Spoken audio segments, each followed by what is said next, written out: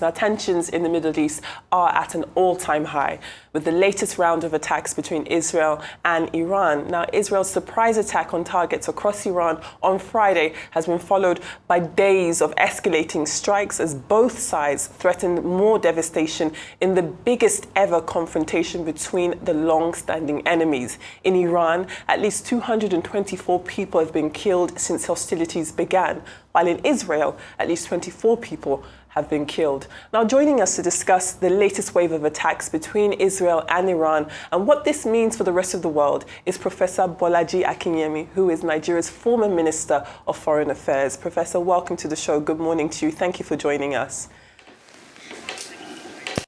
Good morning. Thank you for having me on your show. Always a pleasure. Now, as you absolutely have seen over the past 6 days, tensions continue escalating between Iran and Israel. And it's now getting to a point where we're seeing the prospect of the United States entering this conflict and perhaps launching military-scale attacks also on Iran in support of Israel. We see these signs because over the past few days, we do know that US President Donald Trump was in Canada at the meeting of the G7, but did leave early because of the escalating tensions. And now with the tweets and the messages that we've been seeing from his accounts and also the rhetoric coming from his administration, how likely do you think it is that the United States will intervene in this war and take it just another notch higher?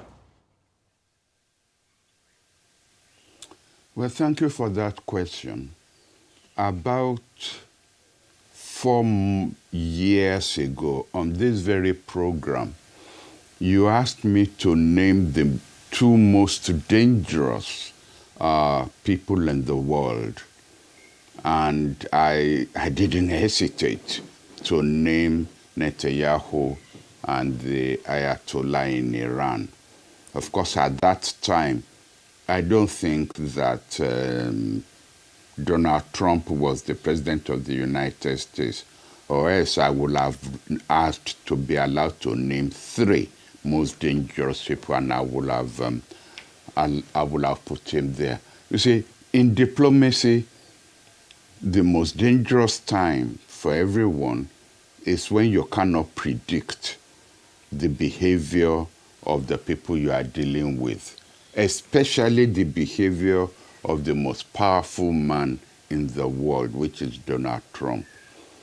One could predict Netanyahu, and one could predict the Ayatollahs in Iran.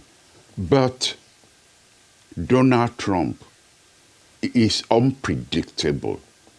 Now, you are attending a meeting of, again, probably the most powerful nations in the world. And what do?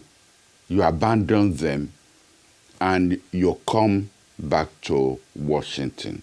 Now, nothing really had happened between your leaving Washington for Alberta in Canada and when you decide to leave them. You just wanted, he loves these games, he loves this play. You now wanted to put the world on the alert that you are about to do something unpredictable. And you are quite right. What the whole world is now thinking is the United States about to jump into the fight between Israel and Iran? And you could take the way his language has changed. You say, they think we're all fools. Some of us went to school, even if Donald Trump, didn't go to, I don't think he went to university. That's why he's so mad with Harvard, because they didn't admit him. You started off deceiving us by saying you were not really consulted. Then it became, they did it and informed us. But they didn't say we approved it. And now the language has become, we have conquered the airspace of Iran. In other words, who are the we? Israel and the United States. Professor, if I may throw in my question as well. Reports are that the Iranian parliament is currently preparing a bill that could pave the way for Iran to exit the treaty of the non-proliferation of nuclear weapons. What are the broader implications of this, especially with other member states of these organizations? We're seeing, a decline in some of these global organizations that represent various countries, where we see global cooperation on various issues and so forth.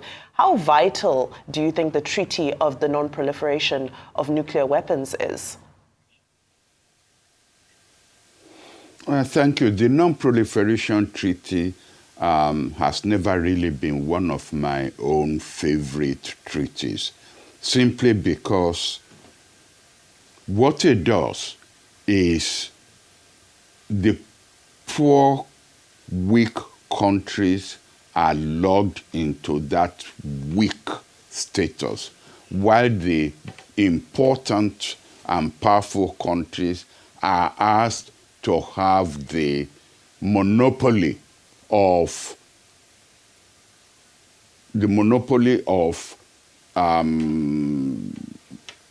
nuclear weapons. And I've never believed in any country having a culture that gives it the monopoly of nuclear weapons. I have never been, whether before I became a minister, while I was a minister, and even now. It's sheer hypocrisy. I know, I listen to your program, and that's the favorite word of Rafi Hosseini. Sheer hypocrisy of the Western countries.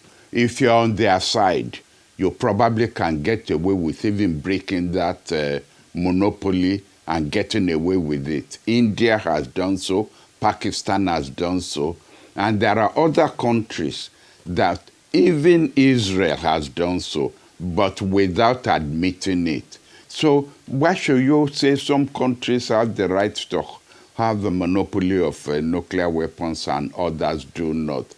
Countries that want to break the monopoly, just make sure you are not against the United States, or you are not against one of the minions of the United States. You will get away with it.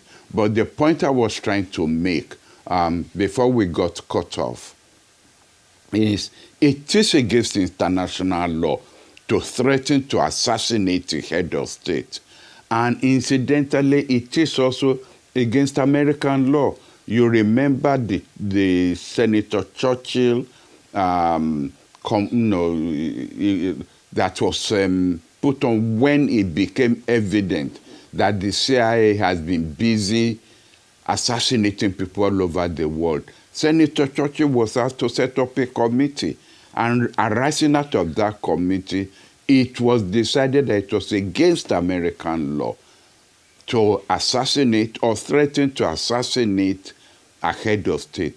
And here is an American president saying to the Ayatollah, who is the head of state of Iran, we know where you are and our patience is running out. What does that mean? That you are going to go out and yet, if they want to assassinate you, oh, well, then the whole world and hell will break down upon their head. I think that the United States, rather than being an agent of peace and reconciliation, in fact is the one that has, by giving Israel the nod to go ahead and do what it has to do with Iran, is the one who is about to precipitate World War. Okay. Thank you so much, Prof, for your insight. And only to think the Republicans and Trump claim that they don't want wars, but they are setting the tone and they are beating the drum of war. Prof, I want to take you back historically. The same America, when they were in bed with the Shah, started the nuclear program of Iran in something called Atom for Peace program. All of a sudden, the same America felt it was not right after the Iranian Revolution and the Shah left. Israel. There are intelligence that Israel has actually got a nuclear program.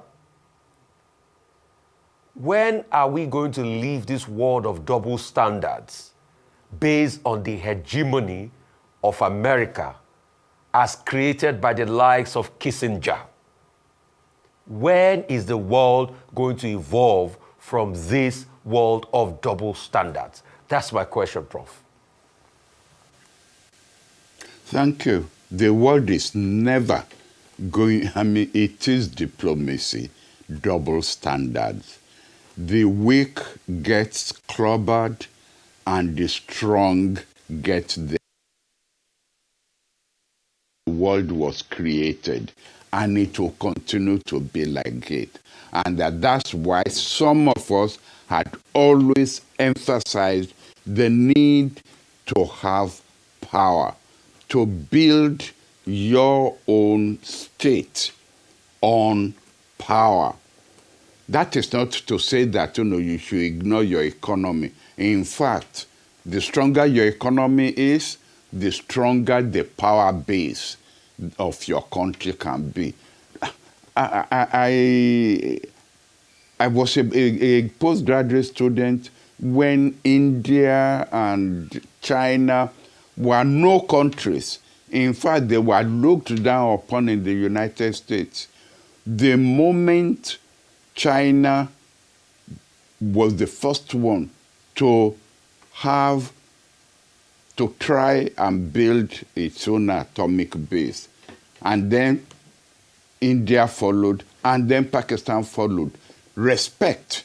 You should see the way the indices of respect for these countries shot up in the United States.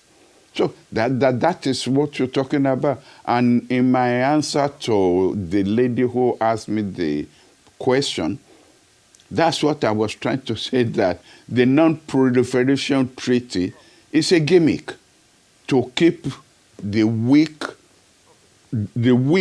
that may challenge the power of the United States, to keep them down, while those who may be on the side of the United States, to allow them to get away. I opposed when Nigeria signed the non-proliferation treaty. Unfortunately, we are still a signatory to that treaty, and it's not going to do us any good. Okay, Prof. Unless we want to be Prof, happy to stay as we are. Prof, real quickly, in the 80s, you called for Nigeria to have its own bomb. A lot of people mocked you.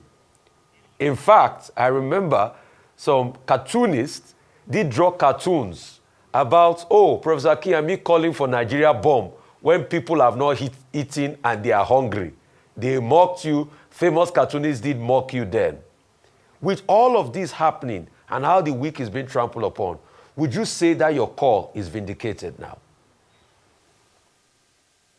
Of course, it is vindicated. In fact, there were people who said I should have my head examined. But I must say also that General Babangida supported me.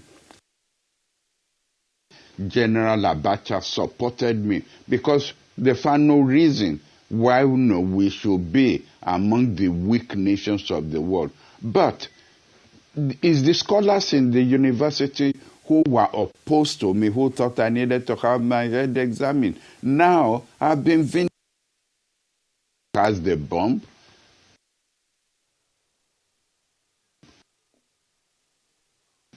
Pakistan, country that didn't have the bomb at that, we always be the good boys,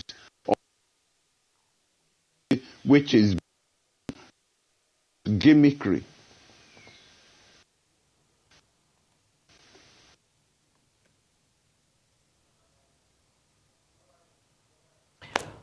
All right. On that note, Professor Bolaji Akinyemi, a lot to ponder about, especially about the evolving dynamics of geopolitics.